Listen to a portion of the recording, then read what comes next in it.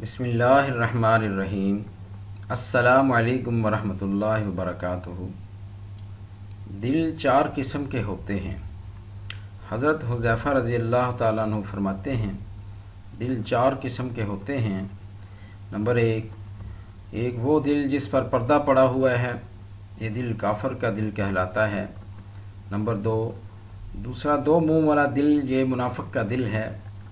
Number تیسرا وہ صاف ستھرا دل جس میں چراغ روشن ہے، یہ مومن کا دل ہے۔ نمبر چوتھا وہ دل جس میں نفاق بھی ہے اور ایمان بھی ہے۔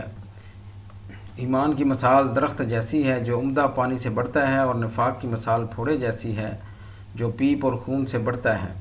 ایمان اور نفاق میں سے جس کی صفات غالب آ جائیں گی وہی غالب آ جائے گا۔ حیات الصحابہ جلد نمبر 3 صفحہ نمبر 584۔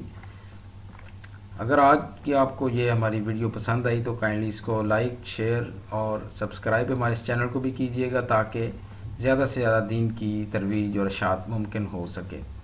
بہت شکریہ۔ اللہ حافظ۔